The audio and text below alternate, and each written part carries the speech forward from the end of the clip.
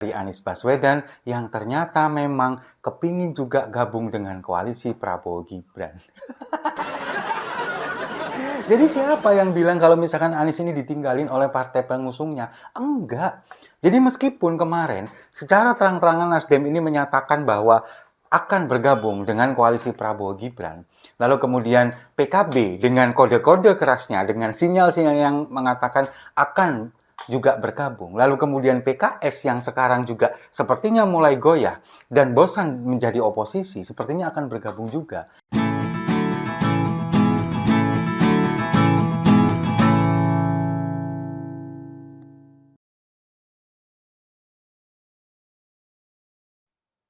Salam damai untuk Indonesia, berjumpa lagi bersama saya, Papa Dimas. Info kali ini datangnya dari Anies Baswedan yang ternyata memang kepingin juga gabung dengan koalisi Prabowo Gibran.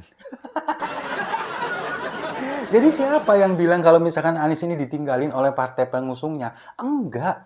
Jadi meskipun kemarin secara terang-terangan Nasdem ini menyatakan bahwa akan bergabung dengan koalisi Prabowo Gibran, lalu kemudian PKB dengan kode-kode kerasnya, dengan sinyal-sinyal yang mengatakan akan juga bergabung, lalu kemudian PKS yang sekarang juga sepertinya mulai goyah dan bosan menjadi oposisi, sepertinya akan bergabung juga. Lalu banyak yang mengatakan bahwa Anies ini akan ditinggalkan oleh partai pengusungnya. Padahal sebetulnya enggak. Anies ini juga mau sebetulnya merapat ke sana. Nah, sekarang yang menjadi masalah adalah pendukung El Gemoy ini kemudian pada ngamuk-ngamuk. Mereka nggak akan rela, nggak akan mengizinkan kalau Anies Baswedan dan Ganjar Pranowo ini kemudian masuk atau dirangkul ke dalam kabinet, istilahnya rekonsiliasi. Mereka nggak bakal terima, mereka akan marah dan ngamuk. Dan ini terjadi di media sosial. Nah, kenapa saya bisa bilang Anies ini kemudian benar-benar ingin bergabung ke koalisi Prabowo Gibran? Ini kan ketika kemarin hadir di KPU pada waktu penetapan presiden dan wakil presiden terpilih, Anies dan Cak Imin ini kan datang ke sana, mereka hadir.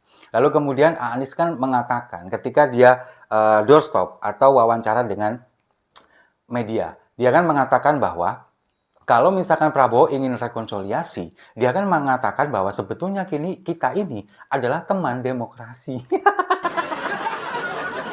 Itu kan pernyataannya Anies Baswedan. Ini kan menunjukkan bahwa sebetulnya dia ini sudah melupakan masa lalunya, sudah ingin melebur kesalahan atau dosa-dosanya kepada Prabowo Gibran, dan sekarang berharap dia bergabung untuk berkoalisi di sana. Entah itu mendapatkan jabatan menteri atau bagaimana, nggak tahu. Yang jelas, dia ingin ikut juga dalam terlibat di pemerintahan Prabowo Gibran. Nah, sekarang yang menjadi permasalahan, apakah Prabowo ini mau menggandeng Anies Baswedan untuk ikut dalam koalisi di pemerintahannya seperti partai-partai pengusungnya? Kita masih belum tahu.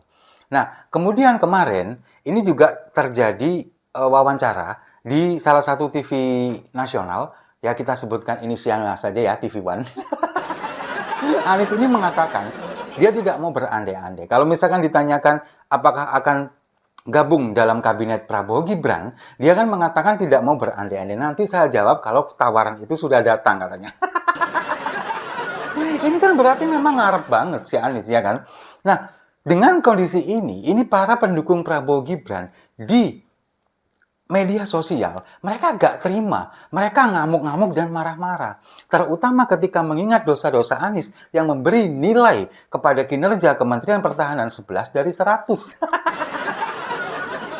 Nah, di media sosial, terutama di X atau Twitter, ini kan kemudian banyak sekali pendukung Prabowo Subianto yang nggak mau kalau misalkan Anies ini kemudian diajak gabung ke koalisi Prabowo Gibran. Mereka mengungkit-ungkit dosa-dosa Anies, mulai dari dulu dia yang berkhianat kepada Prabowo yang mengatakan kalau Prabowo Subianto mencalonkan presiden, Anies nggak bakal mencalonkan, itu mereka ungkit. Lalu kemudian juga masalah ketika Prabowo Subianto ini dulu yang mencalonkan Anies di Pilkada DKI tahun 2017, lalu kemudian sekarang Anies kok melawan Prabowo, itu juga diungkit lagi. Lalu ketika kemarin di debat Pilpres yang tadi saya sebutkan mengatakan memberi nilai 11 dari 100, itu juga diungkit lagi oleh pendukung dari Prabowo Subianto. Bahkan Prabowo sendiri selama berbulan-bulan masalah itu masih dibahas terus. Kayaknya memang dendam banget. Nah, kemudian pendukung Prabowo Subianto ini juga mengatakan mereka merasa sakit hati dengan pendukung dari Anies Baswedan. Karena apa? Karena selama kampanye, selama Pilpres, mereka ini saling berperang argumen, berperang pendapat, kemudian juga saling gontok-gontokan. Sebetulnya semua sih, pendukung 01, pendukung 02, pendukung 03, hampir semuanya seperti itu. Tapi kayaknya memang pendukung Prabowo ini lebih sakit hati kepada pendukung Anies. Nah, kenapa seperti itu?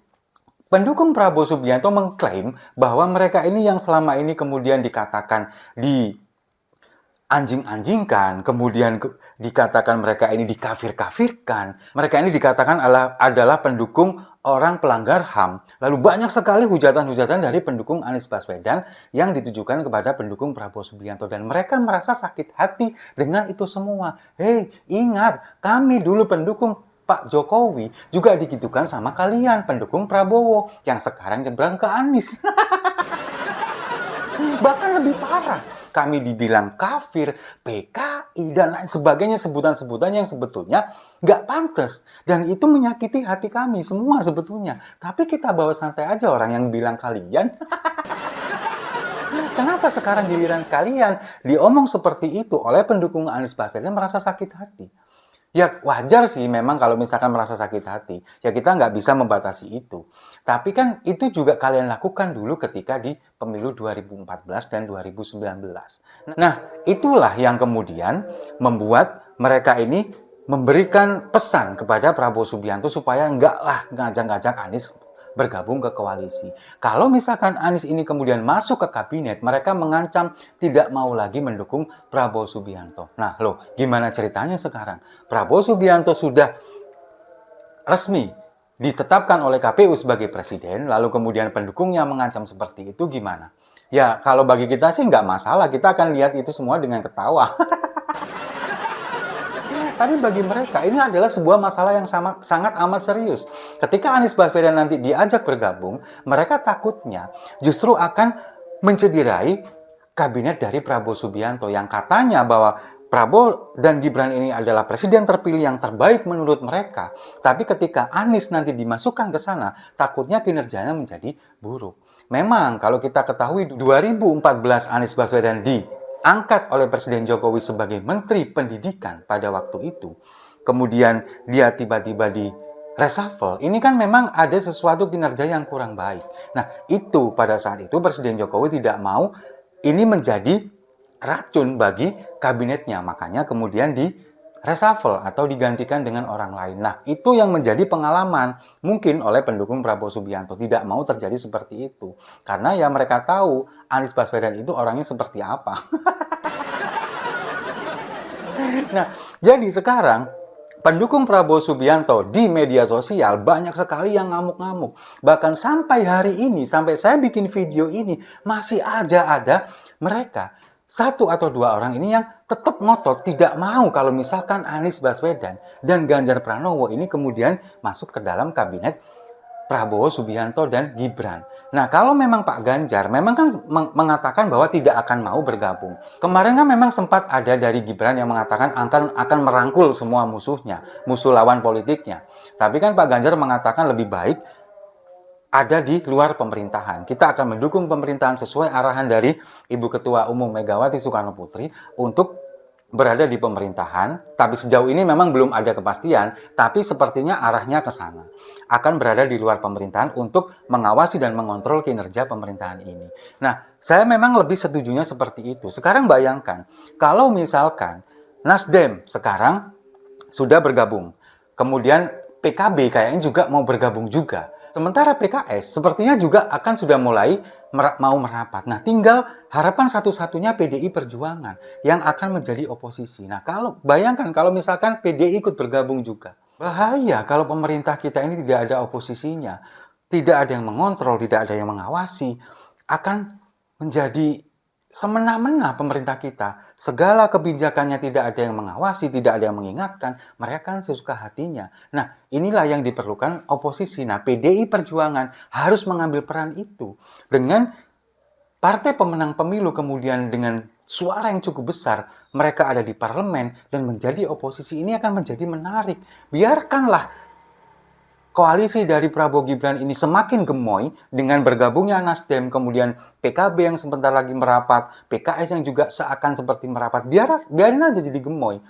PDIP tetap menjadi oposisi dan biarkan para pendukung Anies dan pendukung Prabowo gontok-gontokan di media sosial untuk saling menolak satu sama lain. Nah, sekarang pertanyaannya, kalau misalkan partai-partai besar ini seperti PKB, Nasdem, kemudian PKS yang suaranya memang cukup lumayan di parlemen, mereka bergabung di koalisi Prabowo Gibran. Sekarang pertanyaannya, nasib partai dengan suara terkecil gimana? Demokrat. Gimana coba? Bayangkan. Nah, itu jangan dibayangkan dulu. Kita nanti bahas di video berikutnya. Setuju ya? Kalau setuju, mari kita minum kopinya sama-sama untuk Anies yang masih ngarep. Saya rasa itu. Terima kasih sudah menyimak. Jangan lupa like, komen, dan subscribe. Sampai jumpa di video saya selanjutnya. Mas Anies, Mas Anies.